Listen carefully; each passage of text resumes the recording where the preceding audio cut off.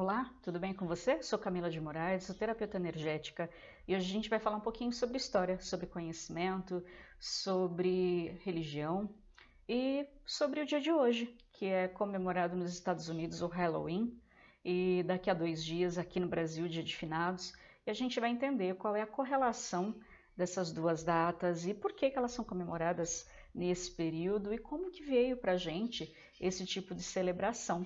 Vamos lá? Bem, como eu já disse anteriormente, o Halloween ele é uma data comemorada lá nos Estados Unidos.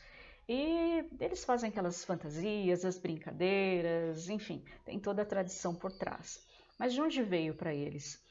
Supõe-se que eles herdaram dos irlandeses essa tradição. Porém, a Inglaterra como um todo, ou melhor, ou a região onde a gente conhece hoje como Grã-Bretanha, que também compreende Inglaterra, Irlanda, enfim, ela era o reduto principal de um povo muito antigo e pagão chamado celtas. Esse povo, ele se baseava nos movimentos da natureza. Ele se baseava em ler a natureza e fazer as suas comemorações, as suas datas sagradas de acordo com os movimentos do planeta Terra, os movimentos do Sol, da Lua, das colheitas, e enfim. Eles eram muito conectados com essa sabedoria da natureza. E essa data específica, né, que para eles é chamado de Samhain, eu vou colocar na descrição do vídeo o nome do Sabá.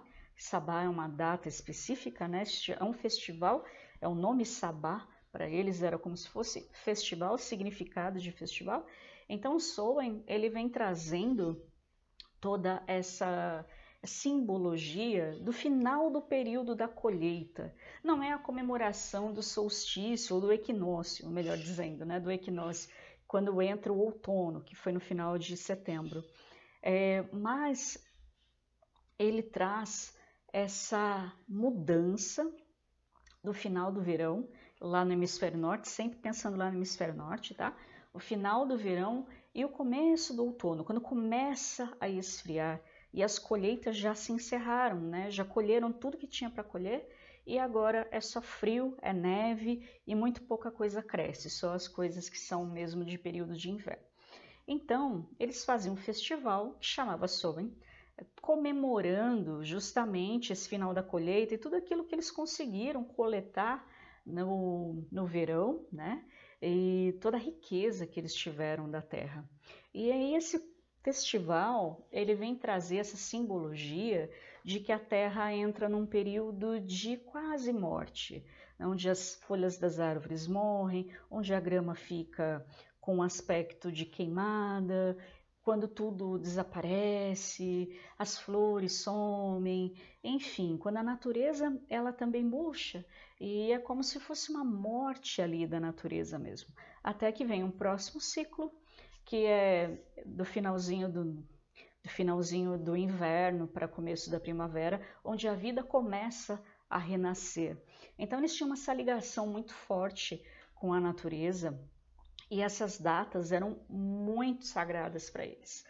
Então todo o povo comemorava essas datas justamente porque eles acreditavam que eles precisavam reverenciar a natureza para que esses ciclos continuassem acontecendo e para que eles tivessem o alimento em abundância e tudo aquilo que eles necessitassem. Mas o mais interessante é que não só os celtas tinham essa tradição. Quando a gente olha, por exemplo, o mito do grego de Perséfone e Hades, a gente encontra algumas similaridades bastante curiosas. Apesar da história ser muito diferente, o ponto de vista ser bem diferente, tem algumas similaridades que são bastante curiosas. Hades, ele é o senhor do submundo. Ele fica ali no submundo, que a gente pode chamar de inferno, mas não era exatamente o inferno, mas é o lugar onde os mortos vivem. Todos os mortos vivem. Então ele está ali reinando como senhor do submundo, até que um dia ele vai passear, ele vai dar um rolê na superfície e o Eros, aquele danadinho dos apaixonados, ele vem e dá uma flechada no Hades e aí ele vê uma moça muito bonita chamada Perséfone e ele se apaixona loucamente por ela. Porém, Perséfone era filha de Zeus e de uma deusa grega chamada Deméter. Tanto a Deméter quanto a Perséfone, elas são muito ligadas a esse rito da natureza, a mãe que provê a natureza.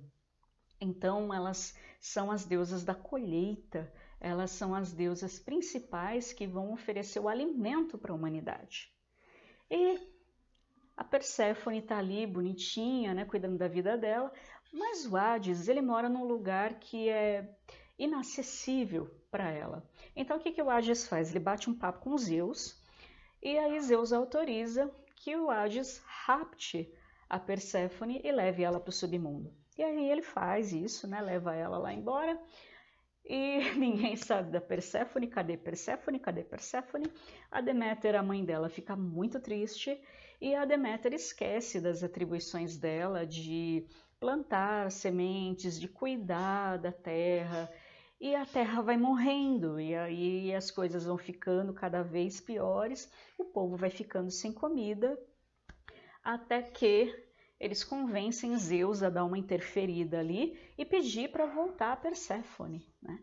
Então ele manda o Eros, que é o danadinho da flecha, ir lá dar uma conversada com Hades para ver se ele dá uma liberada na Perséfone para ela voltar. Só que o Hades, ele fala, tudo bem, eu até deixo ela voltar, mas com uma condição. Ela vai passar metade do tempo aqui e metade do tempo lá. Ela não vai ficar o tempo inteiro, nem lá e nem aqui. É só uma parte do ano. E assim foi feito o acordo. E quando Perséfone retorna à superfície, é quando tudo volta a florescer.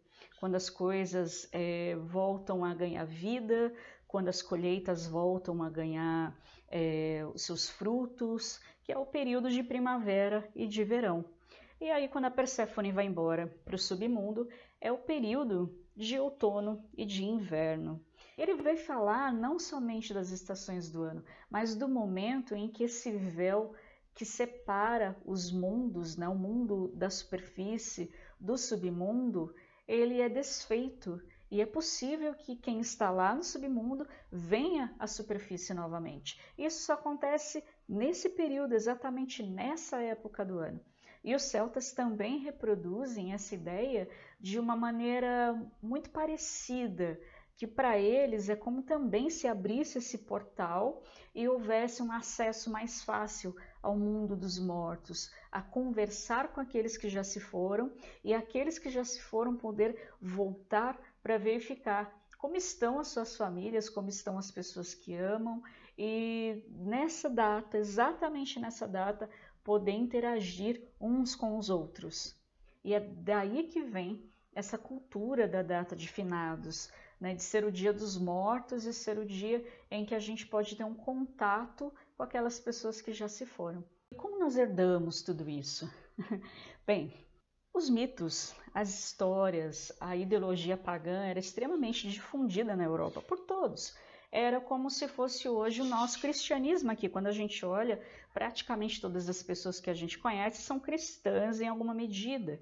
Então, imagina alguém vindo e colocando uma tradição extremamente diferente para que você siga, e te obrigando a fazer isso, porque o começo, infelizmente, foi assim. Foi meio que imposto para que as pessoas seguissem aquela nova religião. Mas as pessoas não se identificavam, elas tinham medo ainda. Se elas deixassem de cultuar certas coisas, como é que a colheita ia acontecer? Como é que eles iam ter o fruto da terra? Então, essas datas comemorativas, elas acabaram ganhando nomes diferentes, roupagens um pouquinho diferentes, e algumas datas também foram um pouquinho alteradas para alguns dias de diferença, para que a tradição fosse mantida, mas com outra cara. Essa tradição, essa mudança de tradição é interessante porque ela surge na França, no ano de 998. Um abade francês, ele cria o dia que a gente conhece hoje como finados. E ele institui que esse é o dia dos mortos, esse é o dia para celebrar aqueles que já se foram, celebrar os nossos antepassados. A morte e o renascimento. Eles se juntam para gerar novas coisas e para as coisas irem fluindo. Essas datas, elas são baseadas originalmente no movimento da Lua, no movimento do Sol. Então, não necessariamente elas sempre caíam exatamente no mesmo dia, mas a energia delas, a energia desse movimento, ela fica impregnada nesse período. E é por isso que eu digo que a gente tem o dia de finados aproximadamente entre o dia 31 e o dia 2, que ele vai acontecer mais ou menos nessa época. Apesar de a gente estar num outro hemisfério, com outro calendário solar completamente diferente, a gente traz as tradições, a gente traz a energia dessas tradições e a gente traz a perpetuação delas, ainda que em uma outra roupagem e de uma outra maneira. Sem contar que isso são ciclos astronômicos também. Tem ali o efeito dos planetas e das conjunções atuando neste momento.